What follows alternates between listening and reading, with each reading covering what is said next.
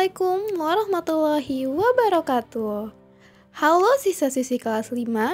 Semoga pada hari ini kalian masih tetap dalam keadaan sehat ya untuk belajar. Pada hari ini kita akan belajar materi pembelajaran kelas 5, tema 3, subtema 1, pembelajaran 1 dengan muatan pelajaran IPA dan Bahasa Indonesia, yaitu mengenai informasi dalam iklan dan sistem pencernaan. Mari kita mulai belajar. Sebelumnya, perhatikan contoh iklan berikut.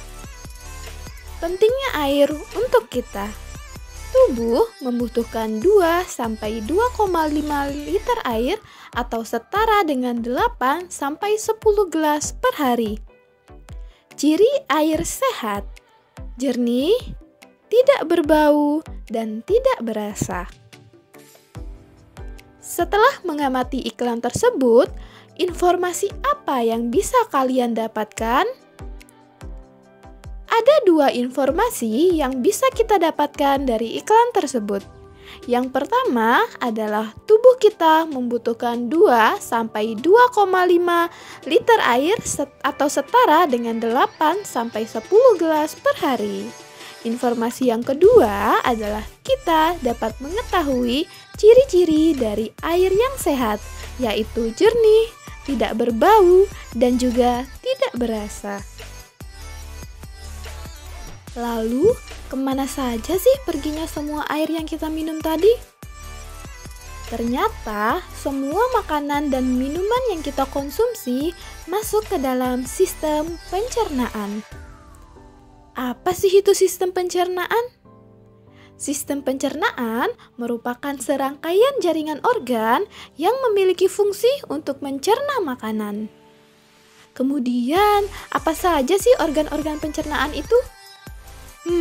Sepertinya kita memang harus belajar lebih dalam lagi nih. Yuk kita intip apa saja sih organ-organ pencernaan di dalam tubuh kita.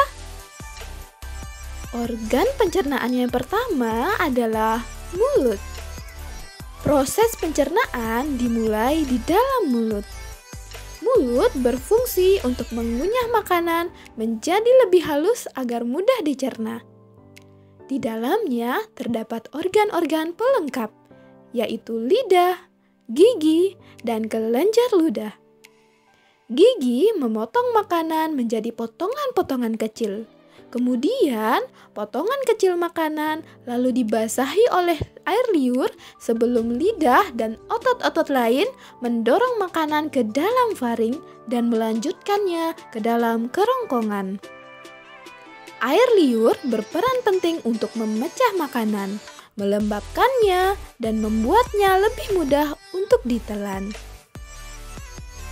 Organ yang kedua adalah kerongkongan. Kerongkongan adalah saluran yang menghubungkan mulut dan lambung. Saluran ini merupakan jalan bagi makanan yang telah dikunyah dari mulut menuju proses pencernaan selanjutnya di dalam lambung. Otot-otot kerongkongan memindahkan makanan dengan gerakan peristaltik. Ini adalah sekumpulan kontraksi dan relaksasi otot yang menimbulkan gerakan seperti gelombang, sehingga makanan terdorong masuk ke dalam lambung. Pada ujung kerongkongan terdapat sphincter atau otot-otot yang berbentuk cincin. Otot-otot ini memungkinkan makanan untuk masuk ke lambung dan kemudian menutupnya untuk mencegah makanan dan cairan naik kembali ke kerongkongan. Organ yang ketiga adalah lambung. Lambung adalah organ yang berbentuk huruf J yang berukuran sekitar 2 kepak tangan kita. Lambung terletak di antara kerongkongan dan usus halus pada perut bagian atas. Lambung memiliki 3 fungsi utama dalam sistem pencernaan manusia. Fungsinya yakni menyimpan makanan dan cairan yang tertelan, mencampur makanan dan cairan pencernaan yang diproduksinya, serta perlahan-lahan mengosongkan isinya ke dalam usus kecil. Hanya zat-zat tertentu yang dapat diserap langsung oleh lambung loh. Sementara itu, zat gizi dan zat makanan yang tidak dapat diserap lambung akan diteruskan ke dalam usus halus. Berikutnya ada usus halus. Usus halus adalah saluran kecil selebar 2,5 cm dengan panjang 10 meter. Usus halus terdiri dari 3 bagian, yaitu duodenum atau usus 12 jari, jejunum atau usus kosong, dan ileum atau usus penyerapan. Dinding pada bagian usus halus penuh dengan tonjolan dan lipatan loh. Fungsi lipatan usus halus adalah memaksimalkan pencernaan makanan dan penyerapan zat gizi. Saat makanan meninggalkan usus halus, ternyata sekitar 90% zat gizi telah diserap dan siap diedarkan oleh darah. Selanjutnya ada usus besar. Usus besar membentuk huruf U terbalik di sekitar usus halus yang berlipat-lipat. Fungsi utama dari usus besar yaitu membuang air dan mineral elektrolit dari ampas makanan yang tidak tercerna, lalu membentuk limbah padat yang dapat dikeluarkan. Saluran ini dimulai dari sisi kanan bawah tubuh dan berakhir di sisi kiri bawah. Panjang usus besar sekitar 5-6 meter dan terdiri dari 3 bagian, yaitu sekum, kolon, dan rektum. Sekum adalah kantong pada bagian awal usus besar. Area ini menyalurkan hasil pencernaan makanan yang telah diserap dari usus halus menuju ke usus besar. Kolon adalah tempat cairan dan garam diserap dan memanjang dari sekum ke rektum. Sedangkan rektum sendiri adalah bagian akhir dari usus besar yang berfungsi sebagai tempat penampungan feses. Organ yang terakhir adalah anus.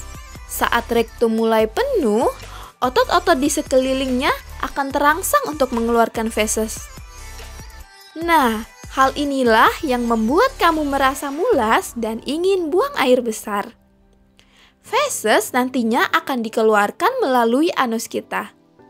Anus merupakan bagian paling akhir dari saluran pencernaan yang berbatasan langsung dengan lingkungan luar. Fungsi anus tidak lain adalah sebagai tempat keluarnya feses.